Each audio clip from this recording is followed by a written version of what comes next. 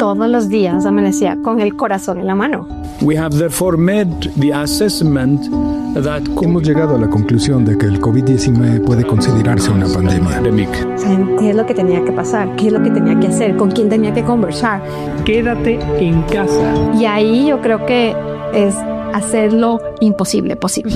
¿Sientes a veces soledad en tu cargo? Sí, sí se siente. El que te diga que no sientes soledad te está mintiendo. A veces tú ves que tomas acciones o tomas decisiones y la gente no entiende. Está con nosotros Ana Dolores Román, quien es la gerente para Sudamérica de Pfizer, la parte andina. Buenas tardes, señor presidente, y gracias por esta invitación.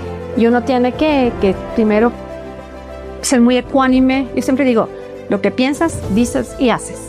Tenía culpa de dejar a mi hijo. Y eso que tenía una red de apoyo con un maravilloso esposo y con una persona que me ayudaba. Pero también culpa de saber si es que la carrera le podía dar en el momento de que quería seguir creciendo en la organización.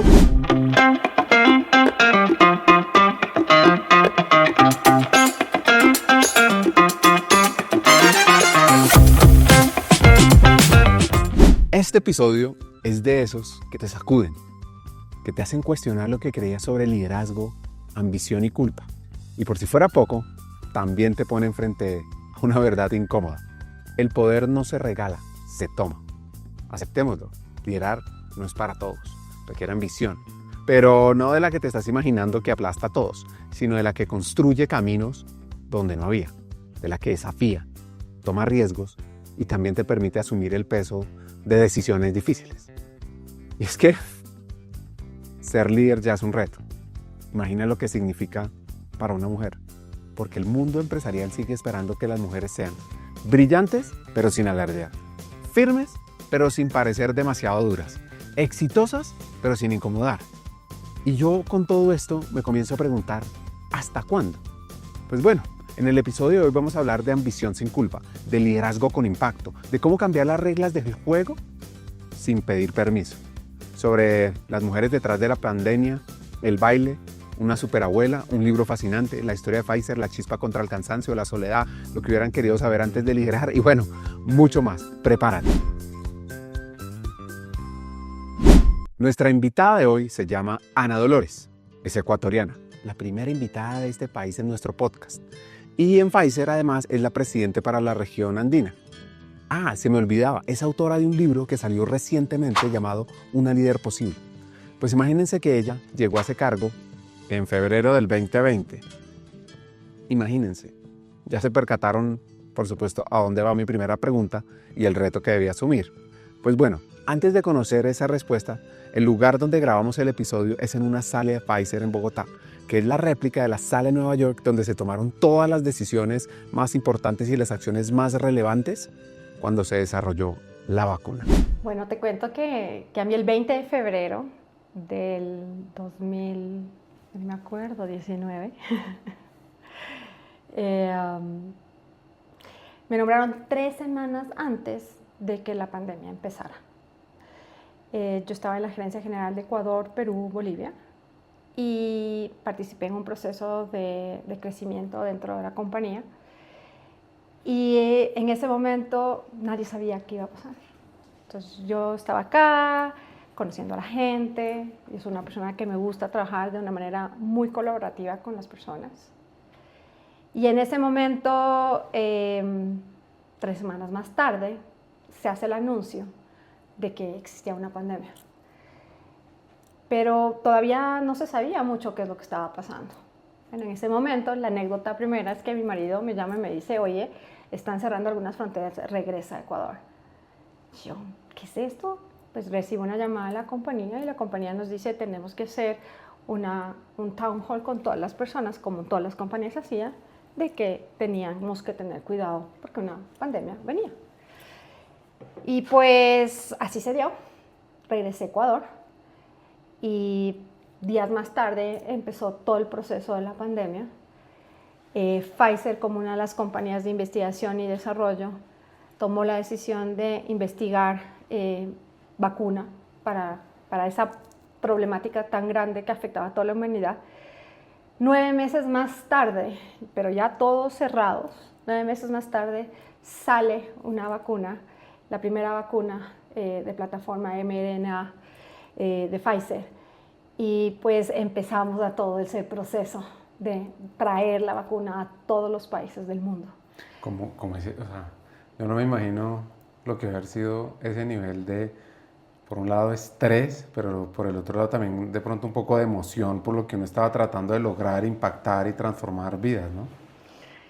Claro, era un momento, todos los días había algo nuevo, teníamos que estudiar mucho, teníamos un equipo de trabajo con profesionales de muy alto nivel dentro de aquí de la compañía.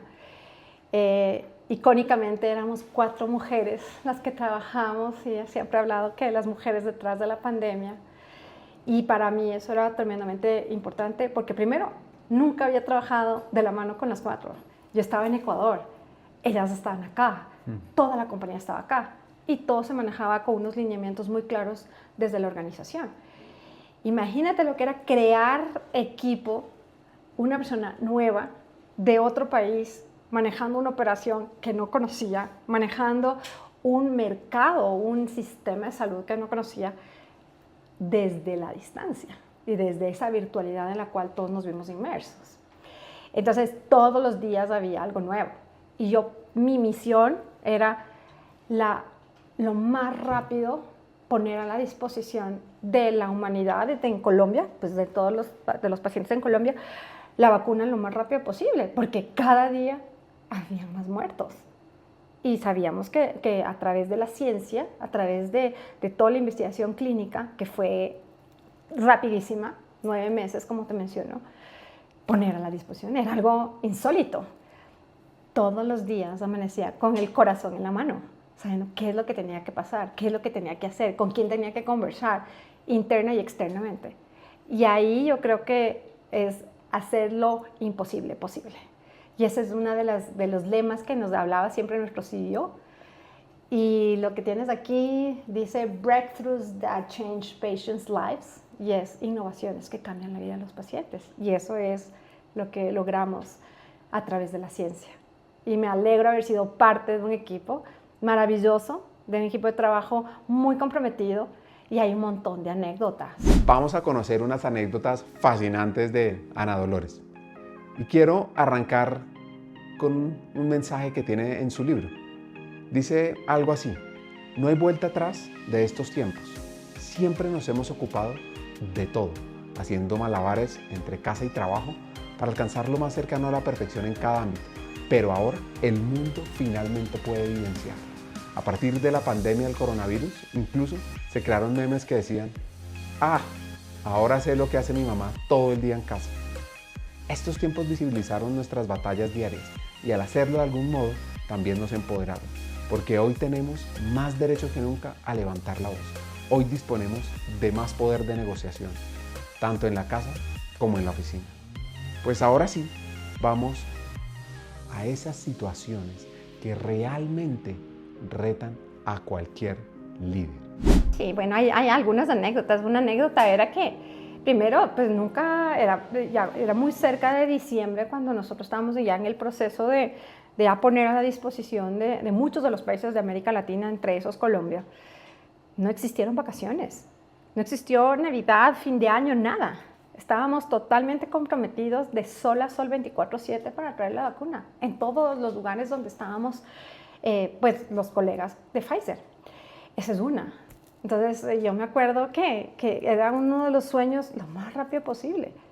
1, 2. Yo tenía, en ese momento mi hijo tenía 11 años y me veía trabajar de sol a sol de construir, porque el tema era cómo construimos juntos. Y un día le veo que estaba dibujando y dibujaba en una cartulina que decía: mamá, con vacuna o sin vacuna, te seguiré queriendo. Y era dibujada una jeringuilla. Como diciendo, quiero estar contigo. Claro, y ahí estoy.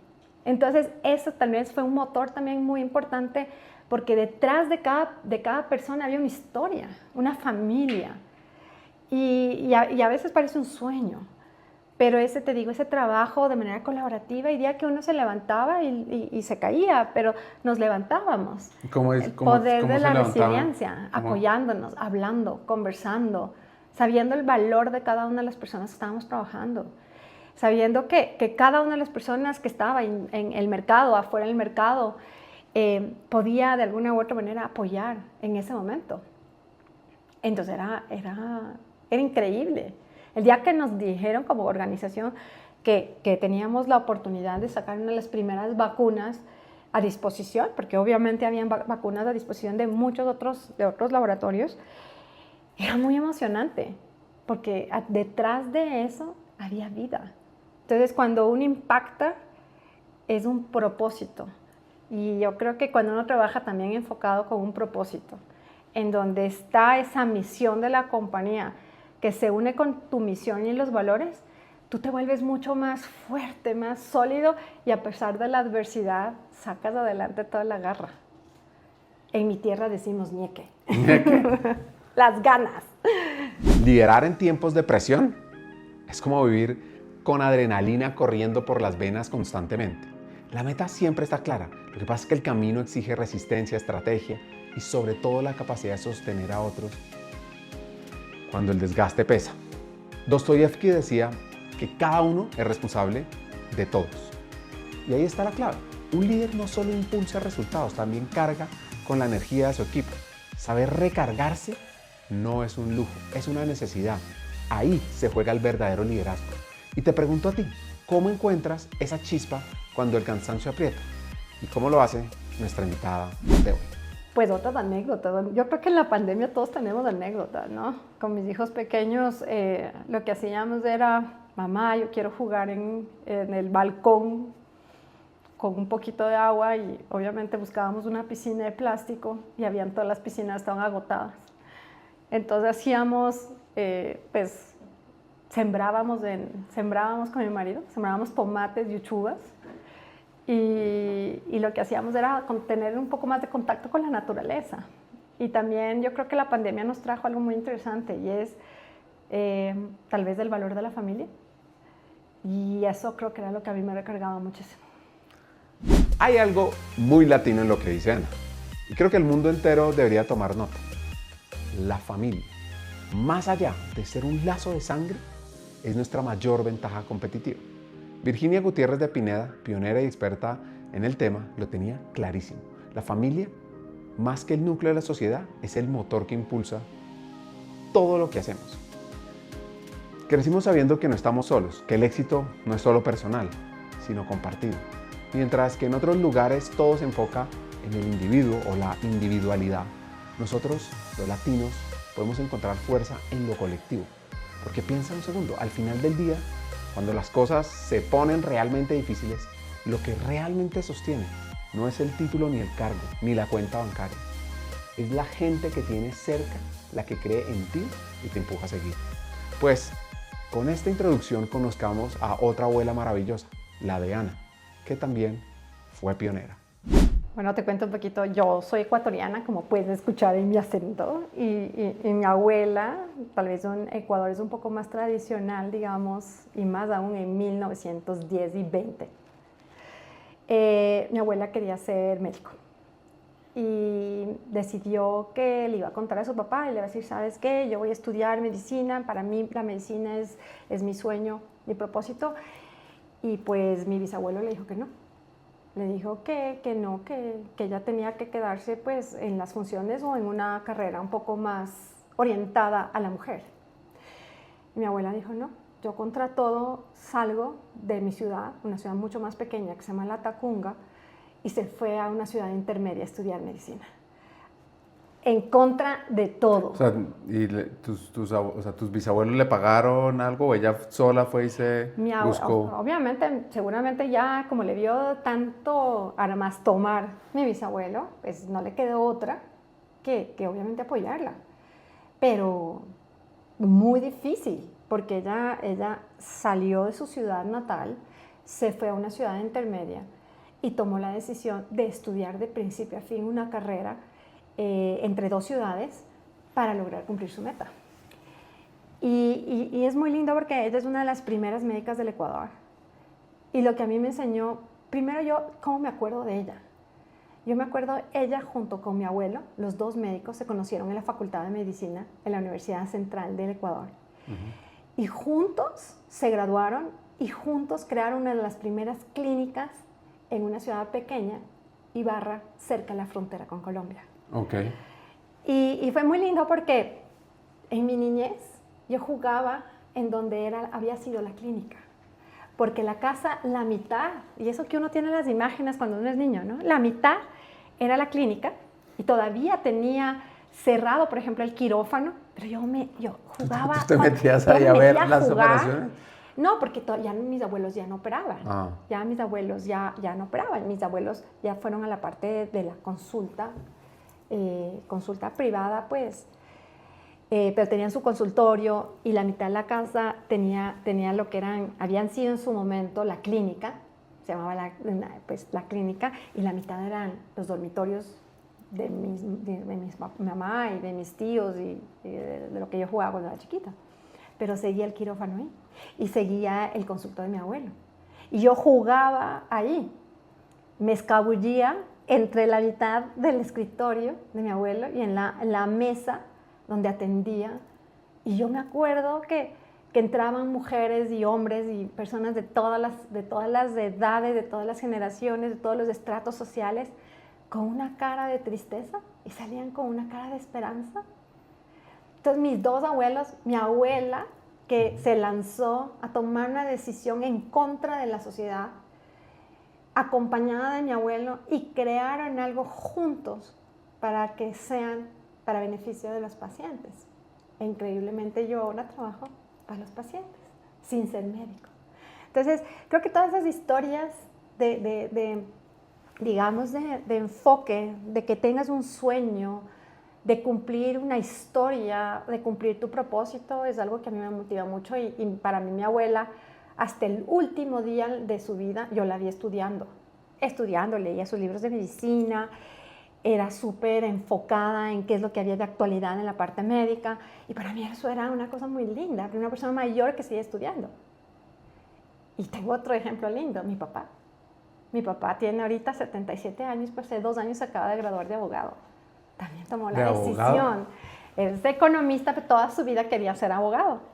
Y un poquito antes de la pandemia empezó a estudiar en línea y se graduó de abogado. Imagínate la tesis, la dedicatoria a sus nietos y a mi mamá, y a nosotras como hijas. Qué emoción tan grande. Entonces, para mí, esos ejemplos, mi abuela, mi abuelo, mi otra abuela, mi mamá, profesora de Ikebana, que es una de los artes japoneses de flores más lindos que hay. Cuéntame, ¿cómo es eso?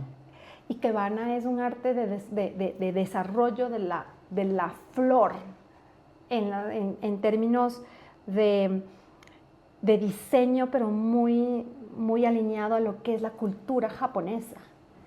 La alineación entre el sol, entre la luz, entre el número de flores, entre la mezcla de las flores, de la tierra, de la madera, a veces de las frutas. Y mi mamá es maestra de Ikebana. Entonces, he visto en mi familia gente estudiando siempre.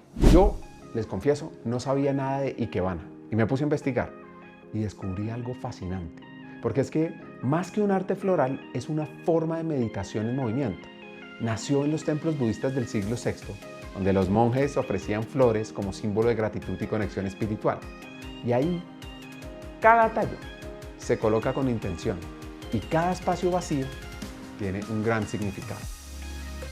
Porque lo que busca es que en lugar de llenar, equilibre. En vez de ocultar, resalta lo esencial. Practicar Ikebana es un acto de pausa, de ver la belleza en lo simple y de encontrar armonía en lo que ya existe. Y aquí tengo tu libro. Yo me lo leí muy juicioso para esta entrevista. Y tú arrancas diciendo una parte muy interesante, es yo nací guerrera. ¿Me puedes contar un poquito de eso? ¿Por qué nazco guerrera? Bueno, primero te cuento este libro. Este libro es escrito junto a una amiga mía que se llama Alexandra Pontón. Ella es ecuatoriana también. Trabajamos juntas hace mucho tiempo en Pfizer. Ella salió para su trabajo de emprendedora y coach y yo me quedé en la industria farmacéutica y ya en la corporación. Nací guerrera porque yo nací, digamos, a término, pero cuando mi mamá tenía unos 6, 7 meses de embarazo, a ella le dio algo que se llama infarto placenta. Es decir, que la placenta no le llegaba a darme toda la alimentación que necesitaba. Y cuando nací muy chiquita.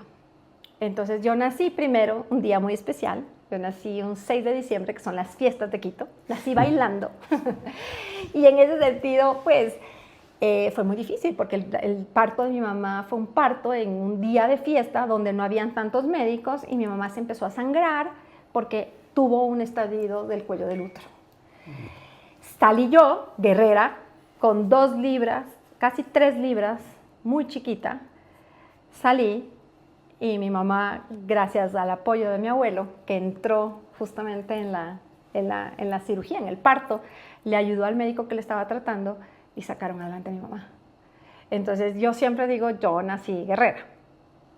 Y creo que eso me ha marcado toda la vida. Y en esa vida, tú hablas mucho de los picos y valles que tiene uno en la vida. Picos como esos momentos importantes que lo marcan a uno, pero también valles como esos retos. ¿Nos puedes contar un poquito, adelantando la película, como de esos 2 o 3 momentos de picos y de valles? Bueno, yo creo que uno de los picos, interesantemente, es cuando estaba en la universidad. Cuando estaba en la universidad, había una serie de becas y yo decidí lanzarme. Mi inglés era más o menos, no era tan bueno, pero dije, hacia allá quiero hacerlo. Y uno de los picos entonces fue haberme ganado una beca, haberme ido a estudiar a Estados Unidos por un año, a la Universidad de Wilmington en Carolina del Norte. Y eso cambió mi vida, porque primero salí de mi casa y ahora pues es muy normal que los chicos salgan muy jovencitos. Pero uno en esa época no era tan normal, pero decidí hacerlo porque sabía que el romper un poquito el esquema del día a día me iba a dar crecimiento mental, me iba a dar un mindset de crecimiento, que a mí me encanta hablar de eso, y me iba a dar otras competencias que yo necesitaba. Y bueno, de alguna manera yo creo que ese ejemplo es uno de los ejemplos que me ayudaron en mi primera entrevista de trabajo. Creo que hay un par de picos interesantes que son cuando tomo la decisión de la primera vez que vengo a trabajar a Colombia. Esta es mi segunda ocasión. Estoy hablando del año 2002, muy cerca de cuando fue la explosión de la bomba del Nogal. Y mi mamá y mi papá me decían, ¿y usted por qué se va a ir? Si usted está súper bien acá, a ver, ¿por qué se va? Entonces yo le decía, no, yo me voy por 2 meses o 3 meses, yo regreso, tranquilos.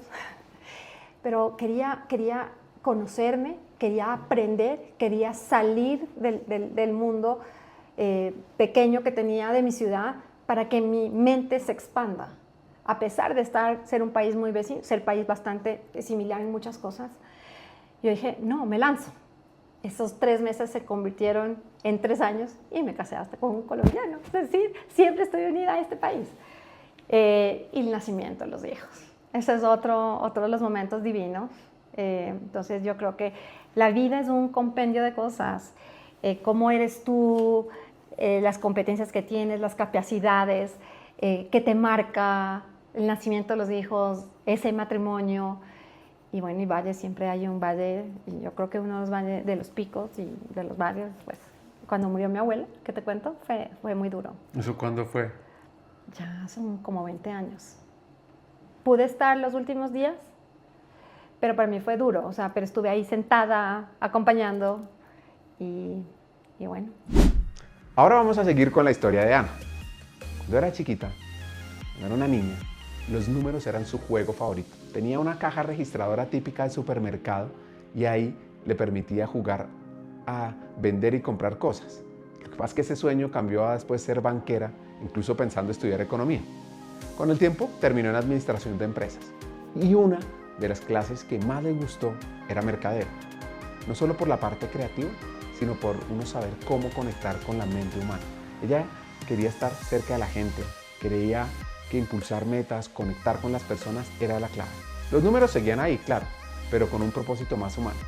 Y la verdad es que no pudo elegir mejor, pues desde muy joven además entró a trabajar en la compañía que está hoy. Soy graduada de la Universidad de San Francisco de Quito y estuve ahí y vi Parke Davis Warner Lambert. Y me acerqué y les dije, me gustaría saber qué ofrecen. Y me dijeron, sí, listo, perfecto, en una semana les esperamos a todas las personas que están aquí para que vayan a hacer una entrevista. Entonces todos íbamos muy elegantes, pero lo que no sabíamos es que en la sala de estar nos íbamos a encontrar con todos nuestros compañeros. Y así fue. En un grupo más o menos unas 40 personas, entramos 2. A la semana que me gradué de la universidad y empecé desde practicante. Y esa es una de las cosas que yo más me gusta contar, porque cuando veo a los chicos jóvenes, nosotros tenemos una población de muchos colegas jóvenes, millennials y peladitos. Me encanta acercarme y decirles, oiga, sí se puede estar en una empresa, puedes tener diferentes cargos, puedes trabajar en diferentes países, solamente ponte y decídete.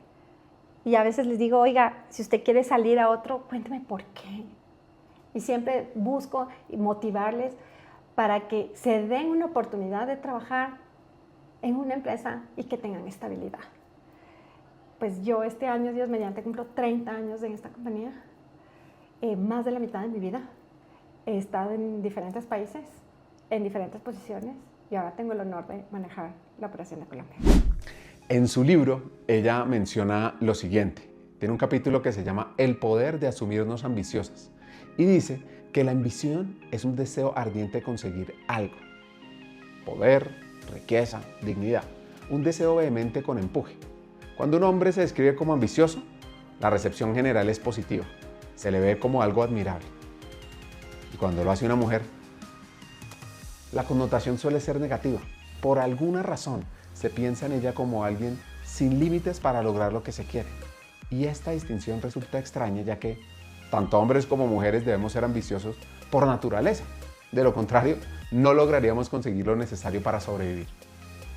Y yo me pregunto, ¿por qué se da esta distinción? No lo sabemos a ciencia cierta. Puede ser que lo hayamos aprendido, puede ser influencia del entorno o porque así lo vimos siempre. Sin embargo, este es uno de los grandes prejuicios que comencemos a superar desde ya en la brecha de género, a eliminar. Entonces, Ana nos va a contar ahora su ambición, su sueño, y no sé si está en el camino para lograrlo. Yo quería ser gerente general. O sea, desde que entré, desde que jugaba en esa máquina de escribir, porque mis papás eran sus gerentes de su empresa. Y yo quería ser así. ¿Por qué? O sea, ¿por qué querías...? Porque a mí toda la vida me ha gustado tener la capacidad de primero manejar un P&L, por eso a mí me va la rama financiera económica. Pero cuando tienes la oportunidad de manejar una gerencia general, tienes la capacidad de ver absolutamente todo. Entonces ves desde la parte humana cómo tú puedes organizar, y yo siempre les digo, ante todo la estrategia, después la estructura y después los recursos. Entonces la gerencia general te permite ver de esa parte holística absolutamente todo. Entonces ves, para mí, por ejemplo, la parte de gestión humana es tremendamente importante. El manejo de las personas es valiosísimo, pero también la parte financiera. Pero no puedes descuidar la parte de compliance, pero también tienes que ver la parte legal. Y tienes que estar enfocado en qué es lo que pasa con tus clientes, qué pasa con el entorno. Tienes que estar afuera, tienes que construir redes y tienes que liderar la conversación. Entonces, para mí, la gerencia general, no sé, siempre me pareció súper atractivo porque vi a mi papá. Mi papá tenía su empresa y yo lo veía y yo, el ejemplo, ¿no? Yo veía y yo decía, yo quiero ser así. Y bendito sea Dios, aquí está. A veces pienso que dirigir una compañía es como jugar al póker con el futuro. No controlas las cartas que te tocan, pero sí cómo las juegas. Cada día, además, trae una nueva variable. El mercado cambia, la política se mueve, los riesgos aparecen sin avisar, Donald Trump sale con alguna nueva noticia, un presidente en Latinoamérica sale con otra más compleja. Mejor dicho, como dice Warren Buffett, lo importante no es predecirlo todo, sino tomar decisiones con claridad y disciplina. porque el riesgo viene de no saber lo que estás haciendo. Entonces, en esto, Ana, que lidera Pfizer para la región andina, ¿cómo lo hace? Lo primero que tiene uno que tener es clarísimo el norte. Tienes que saber cuál es el objetivo. ¿Cuál es el objetivo en cuanto a las metas que te quieres hacer? O sea, mi objetivo es tanto en ventas, tanto en procesos, tanto en mejoras de simplificación, tanto en manejo de talento. Tienes que tener el norte claro. Cuando tienes el norte claro, tú tienes que saber comunicar ese norte claro a todas las personas con las cuales trabajas. Tener una buena comunicación, tener una buena capacidad de análisis, tener una buena capacidad de toma de decisiones. Pero sobre todo, ¿sabes qué? Rodearte de buena gente. Y cuando hablo buena gente, no solamente buena gente en términos de competencias, porque hay mucha gente, y yo admiro muchísimo a la gente, tiene muchas competencias, pero es la aptitud y la actitud. Entonces, cuando uno se rodea de gente buena, automáticamente todo viene por añadidura. Pero para mí, por ejemplo, más allá de un número, más allá de ser una empresa grande en donde las cosas funcionan porque es una empresa multinacional, cuando uno se rodea de gente que agrega valor y cumple la misión y vive también los valores, porque tiene que haber una compatibilidad entre el valor personal y el valor de la empresa, estás del otro lado. Y hay momentos duros, no te puedo decir que hay momentos fáciles. Una gerencia general tiene situaciones que a veces son decisiones impopulares, pero son decisiones que se tienen que tomar.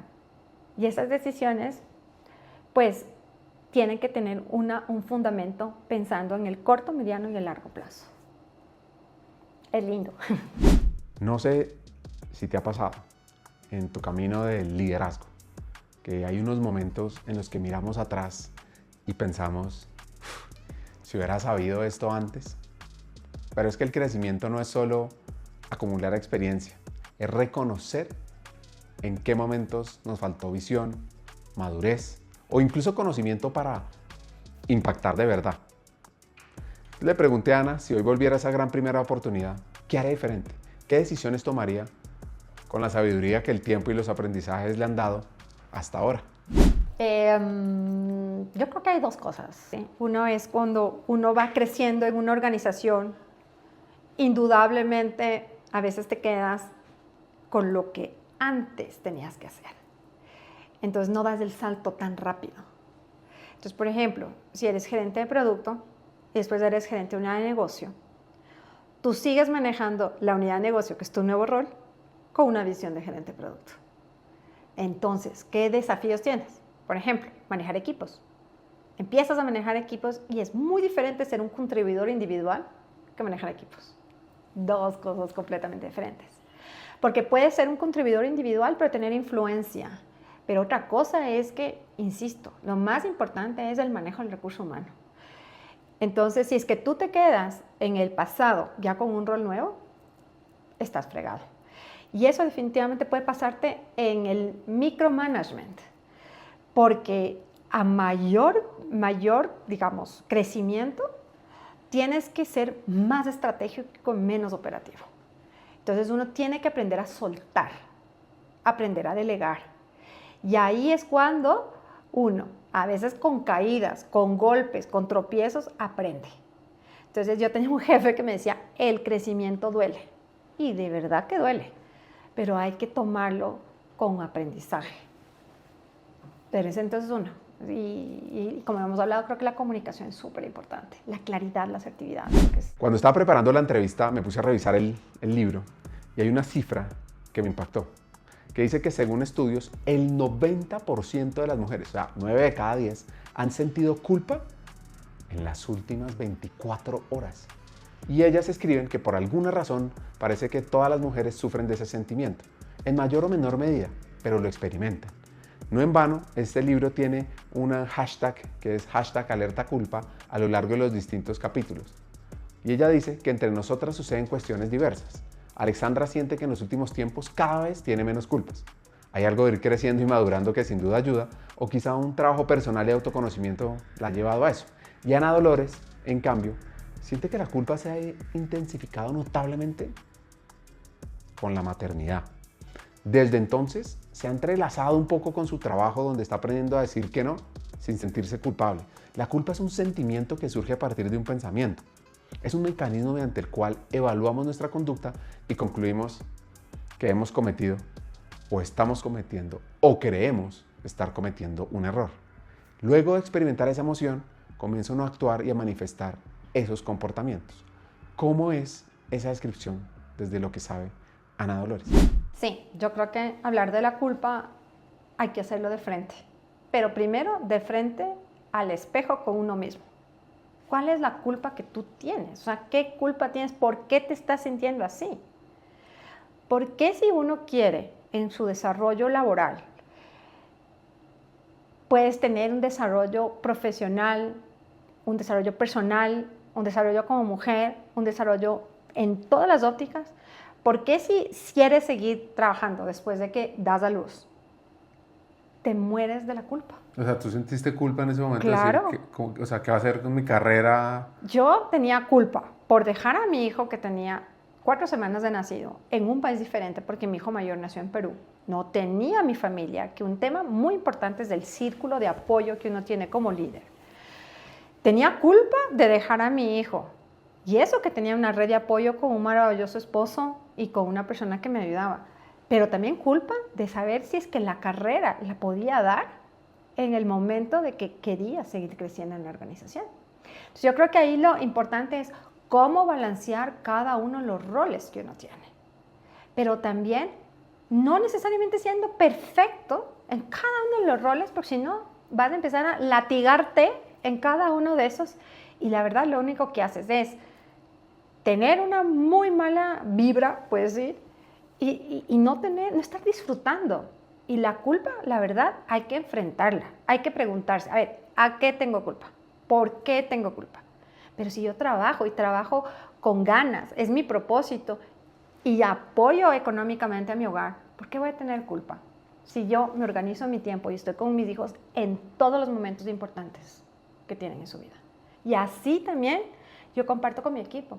Si ustedes tienen ciertas actividades que para ustedes son relevantes desde un punto de vista familiar o un punto de vista personal, háganlo. Siéntanse feliz, que ese es el éxito. El éxito para mí es estar en paz, tener serenidad y tener momentos felices. Y en el caso de las mujeres, el tema de la culpa de ser mamá y cumplir y ser exitosa en el trabajo, y a veces ponerse más cargas de las que hay, creo que hay un punto ahí, una alerta importante, ¿no? Y ahí tenemos #alerta culpa. Pero los hombres también tienen culpa, pero a veces no la enfrentan o no hacen esa inmersión o ese diálogo interno que es importante tenerlo. Sí. Ese es un gran reto, y ojalá se hable más de eso, porque incluso tú mencionaste una palabra, yo tengo a veces un conflicto, y es el balance vida-trabajo. Yo soy de la opinión que eso no es tan factible decir, oye, no, es que tengo trabajo X tiempo, estoy en familia tanto tiempo, porque hay momentos como el que te pasó a ti el 20 de febrero, ¿cuál balance? ¿Cuál balance? Pero ahí volvemos al tema de integración de los diferentes roles que quieres tener. O sea, yo tengo algo que a mí me ayuda muchísimo a reenergizarme, y es bailar. ¿Ah, sí? Bailo. ¿Cuándo arrancaste con ese hobby? Yo arranqué desde que tenía 3 años. Y la verdad lo hice formalmente, digamos, hasta que tenía 15 años, 16. ¿Baile profesional, pues? Baile clásico. Ok. No profesional, en una escuela de baile. Y una anécdota linda fue que en esa escuela de baile estaban todas mis primas grandes. Yo era de las primas chiquitas. Pero no aceptaban a niños sino mayores de 4 o 5 años. Y yo me iba y me sentaba con mi mamá afuera de las clases hasta que me aceptaron. Por eso digo guerrera y perseverante desde chiquita. Para mí bailar es un mundo mágico. Ya no bailo mi ballet clásico, bailé danza española durante algún tiempo, pero si a mí me pones música, fluyo. Y es la manera como descargo muchas veces. Me pongo a bailar solita, pongo a bailar a mis hijos, pongo a bailar con mi marido y simplemente sonrío desde el corazón. Entonces yo creo que cada uno de nosotros en ese balance, que no necesariamente es balance porque uno no está en un sub y baja, tiene que tener esa integración de todos los roles. Si tú quieres educarte o si tú quieres ser deportista o si quieres ser una mamá 100% dedicada a tus hijos o si quieres simplemente tomar una decisión de no ser padre, o cada uno tiene que tener clarísimo qué es lo que quiere, pero tiene que tener esos espacios también de reenergizarse. Para mí bailar es muy especial. Eso me dicen, no, es que seria, las gerencias generales, no, yo siempre voy a bailar y la esencia no la va a cambiar. Y eso es algo muy importante, que uno tiene que mantener la autenticidad. Siempre he sido así y siempre seré así, bailarina. ¿Anotaron ese hack? Hay que buscar qué nos energiza. Les voy a contar una historia, la de Pfizer, que arrancó hace bastantes años. En 1849, en Brooklyn, dos primos alemanes, Charles Pfizer y Charles Erhard, se lanzaron al agua con toda, sin miedo, con una idea loca: usar la ciencia para mejorar la salud. Con poca plata, eso sí, muchas ganas, empezaron fabricando un antiparasitario con sabor a almendras. Ellos no tenían ni idea de lo que estaban montando, que hoy es un gigante de la industria farmacéutica. Por supuesto, para ellos no fue fácil, pero a punta de innovación, de resiliencia, de trabajo duro, de visión, de conexión, de desarrollo de gente, lograron atravesar momentos críticos de guerras mundiales, crisis y revoluciones tecnológicas que cambiaron la medicina para siempre. Más de 170 años después, el reto sigue siendo el mismo: innovar, impactar y dejar huella. Lo que pasa es que en tiempos donde el retener el talento puede ser casi tan difícil como encontrar una cura milagrosa, la pregunta es: ¿cómo haces para que la gente no solo trabaje en Pfizer, sino que quiera quedarse, meterle el alma y transformar el mundo desde adentro? Se habla mucho de que los jóvenes no duran, que hay renuncias silenciosas y que la lealtad empresarial es cosa del pasado. ¿Cómo se construye un lugar donde la gente realmente quiera estar y crecer? Porque si algo nos ha enseñado la historia, es que las grandes empresas no se sostienen solo con grandes productos, sino con personas que creen en lo que hacen. Te voy a dar un ejemplo que vamos a hacer mañana. Nosotros aquí en la empresa tenemos la opción de que los colegas, si quieren, pueden alquilar o comprarlos a través de las apps, bicicletas o patinetas. Y el otro día me encuentro con el equipo de mercadeo y yo decía, a ver, ¿qué hacemos para hacer algo diferente? Entonces les digo, oiga, ¿qué tal si mañana o el día, pues resulta que es mañana, nos vamos hasta un parque en las bicicletas, todo el equipo de mercadeo, y hacemos un picnic? That's it.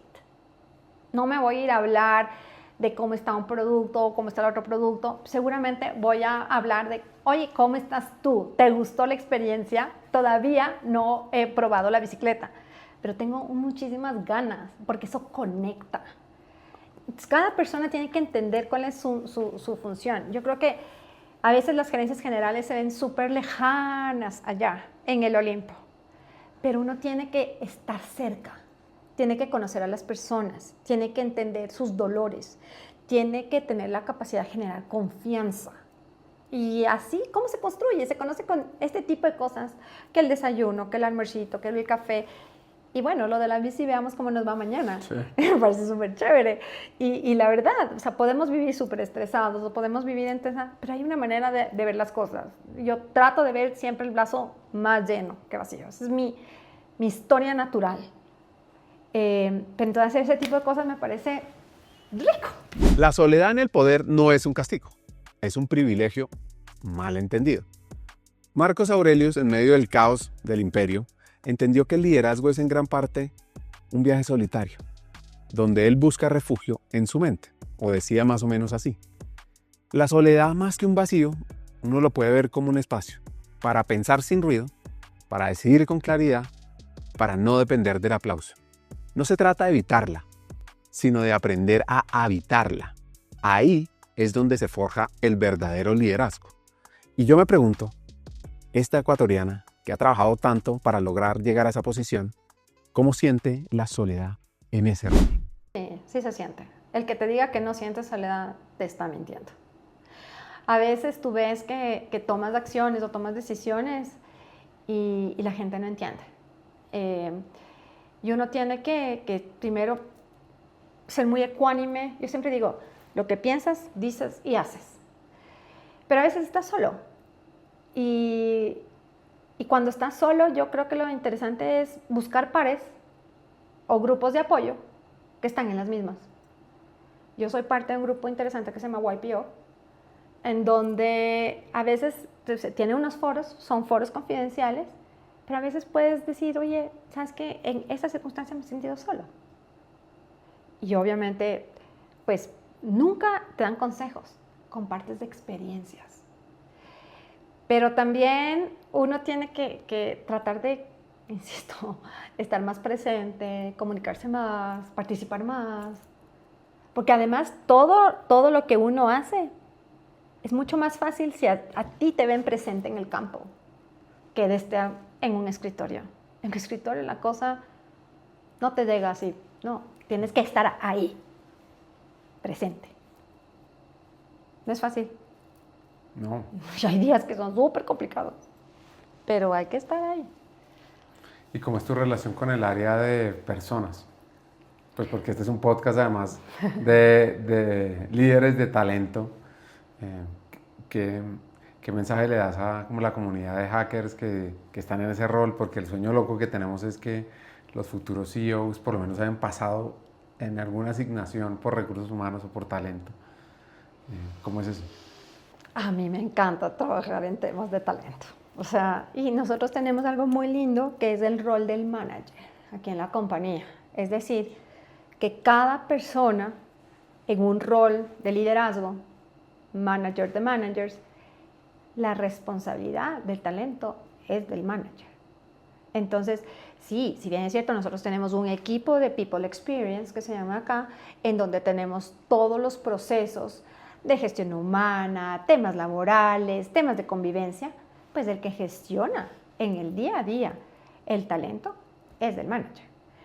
Entonces, a veces es difícil porque es mucho más fácil cargar la responsabilidad al departamento de gestión humana, cargar la responsabilidad a People Experience, en nuestro caso. Pero es mucho más interesante si es que tú tienes equipos a cargo y tú te responsabilizas de tu equipo a cargo. Entonces, ese rol del manager es, tú tienes que conocer al equipo con el que trabajas. Tú tienes que tener conversaciones de crecimiento.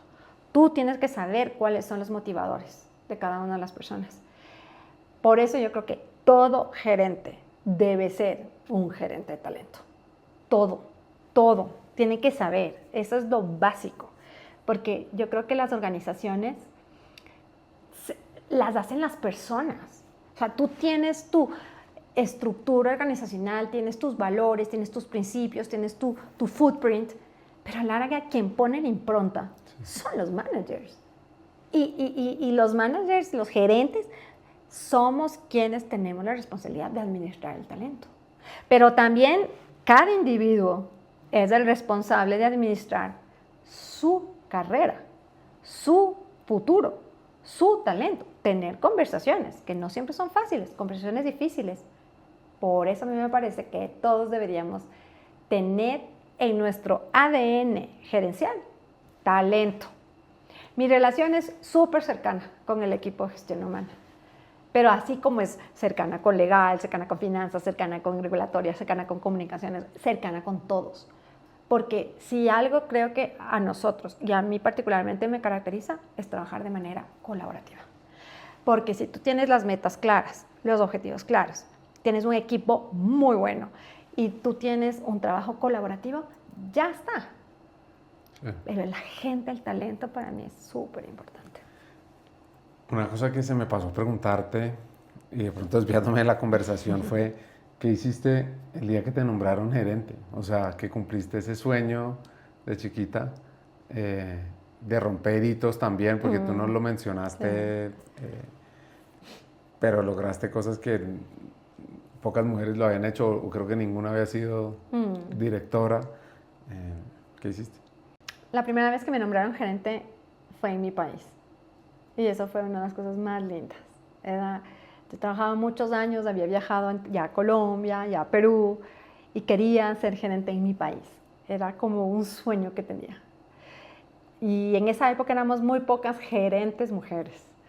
Entonces, primero era pararme delante de todo el mundo, primero y agradecer la oportunidad que me dieron, y más aún en mi país. O sea, era como una cosa muy linda y muy emotiva.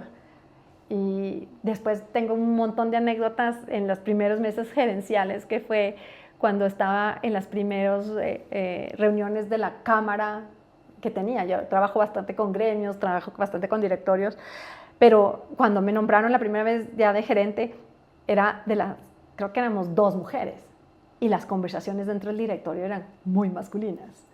Y era cómo levantar la voz, cómo seguir siendo la Ana Dolores sin mimetizarse a todos los hombres que estaban en el directorio. Claro, no jugar el rol de hombre, de quien habla más duro. Y claro, sí. Entonces era más bien, ¿cómo podía yo levantar la voz y ser escuchada con argumentos? Y esas fueron una de las anécdotas. Entonces yo creo que lo primero era agradecer mucho porque logré ese objetivo tan lindo que tenía. Y después participar activamente en todos los gremios y ser de alguna manera una líder que ha entrado en diferentes campos en mi país y fuera del país. Eso es bien bonito. ¿Y qué mensajes le das a las nuevas generaciones? ¿Qué aprendizaje has tenido tú o sí, que les quieras compartir de cara a sus carreras y a sus vidas? Yo creo que lo primero es que sepan a dónde quieren ir. Creo que es sumamente importante entender qué es lo que quieren. O sea, yo quiero ser presidente. Yo quiero ser gerente de gestión humana. Yo quiero ser... Y tú te puedes proyectar qué es lo que tú quieres ser e ir hacia atrás para cerrar los gaps que tú tienes. Por eso a mí me gusta la relación entre, digamos, el job description que pueda haber y lo que yo tengo para cerrar estos gaps y seguir construyendo y creciendo. Entonces yo lo primero que les diría es, sepan a dónde quieren ir. Lo segundo es, conózcanse, tengan bastante diálogo interno, sepan cuáles son sus fortalezas y sus áreas de mejora. Eso es muy importante. Y no hay problema saber, más bien qué buena cosa es que tú tengas un buen autoconocimiento y que sepas en qué patica cojeas y que ahí trabajes, pero que sigas brillando sobre las cosas que puedas hacer mejor.